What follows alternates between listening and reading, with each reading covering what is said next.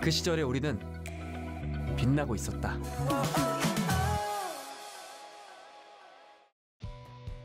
청설과 말할 수 없는 비밀에 이어 그 시절 우리가 좋아했던 소녀의 리메이크판이 2월 21일에 개봉하였습니다. 두 남녀 주인공을 B1A4의 진영과 트와이스의 다현이 연기했기 때문에 개봉 전부터 아이돌 출신 배우들에 대한 안 좋은 의견이 나오기도 했는데 과연 어땠는지 후기 바로 시작해보겠습니다.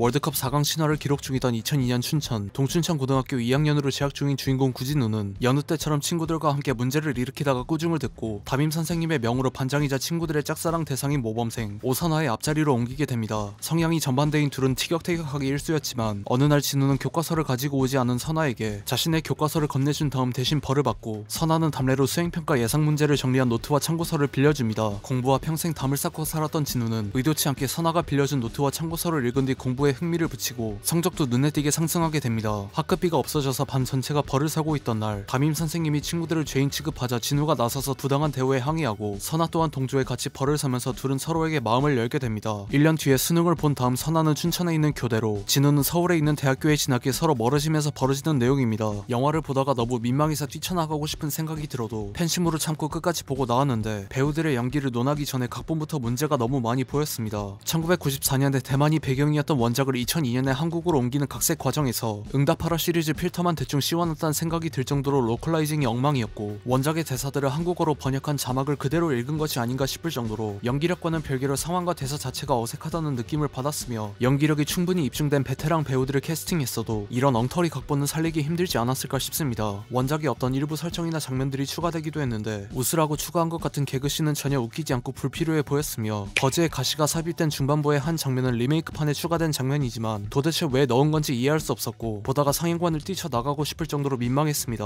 원작자가 주걸륜의 팬이기 때문에 원작에서 주걸륜의 노래가 삽입되었고 히트곡의 가사를 인용한 장면이 나오며 주걸륜의 카메오 출연이 고려되기도 했었는데 리메이크판에선 버즈의 보컬 민경훈으로 바꾼 건가 싶었지만 의도와는 상관없이 그게 필요 없는 장면이라고 느꼈습니다. 원작 소설과 영화는 원작자 구파도 작가의 실제 경험을 바탕으로 한 자전적인 이야기이기 때문에 주인공 커진텅을 통해 유치하고 철없던 자신의 과거를 반성하고 만약 옳은 선택을 함으로써 자신의 첫사랑이었던 인물에게서 영감을 받은 여자 주인공 션자이와의 관계를 회복하고 이어졌다면 어땠을지를 가장한 자기 자신을 위한 평행 세계를 묘사했지만 리메이크판에선 어째서인지 후반부의 남녀 주인공이 통화하는 장면에서 나오는 평행 세계에 대한 대사가 삭제되어 마지막 장면에 대한 의미가 희석되었기 때문에 원작을 보지 않았다면 무슨 의미인지 이해할 수 없게 되었습니다. 원작과 리메이크판에 공통점이 있다면 대만 영화판을 직접 연출한 구파도 작가를 비롯한 제작진들 대부분 영화 작업이 처음이었고 주인공 커진텅을 연기한 가진동 또한 해당 작품으로 처음 데뷔했는데 구파도 작가는 이런 이유 때문에 제작진들의 분위기가 상당히 자유로웠으며 과감한 시도 또한 가능했다고 회상했고 리메이크판도 감독과 각본가의 첫 장편 영화이며 여자 주인공 오선아를 연기한 다현의 연기 데뷔작이지만 원작이 워낙 좋은 평가를 받으며 널리 알려졌기 때문인지 그냥 대충 따라하기만 하다가 원작의 팬과 배우들의 팬 중 어느 관객층을 겨냥한 것인지도 모를 이도저도 아닌 영화가 되었습니다. 그 시절 너의 뒤를 쫓아타라는 제목으로 2018년에 일본에서도 리메이크 되었는데 해당 작품도 원작에 비해 아쉬운 평가를 받았지만 개인적으로 한국판은 일본판보다 더 완성도가 떨어진다고 느꼈습니다. 그나마 칭찬할 만한 장점을 꼽아보자면 2000년대 초반이 배경이기 때문에 영화에 나온 추억의 노래들이 반가웠고 영화의 오리지널 사운드 트랙도 좋았으며 특히 두 남녀 주인공을 연기한 진현과 다현이 부른 곡 그 시절 우리가 좋아했던 소녀가 가장 마음에 들었습니다. 그 시절 우리가 좋아했던 소녀의 리메이크판은 대만판 원작의 팬이자 트와이스의 팬인 저에게 실망감만 가득 안겨준 영화였고 진현과 다현의 화보 영상을 본다는 생각으로 관람한다면 괜찮을 수도 있으나 대만뿐만 아니라 아시아의 청춘 멜로물 중 최고봉인 원작을 싸구려 웹드라마 수준으로 까내린 모욕이 아닌가라는 생각까지 들었습니다. 앞서 리메이크된 청설과 말할 수 없는 비밀은 원작의 스토리를 이미 알고 있다면 임팩트가 덜해도 나름 원작과의 차이를 비교하면서 볼만한 수준이었지만 본작은 원작자의 의도를 아예 왜곡해버린 묘사 때문에 새 작품 중 가장 아쉬웠습니다.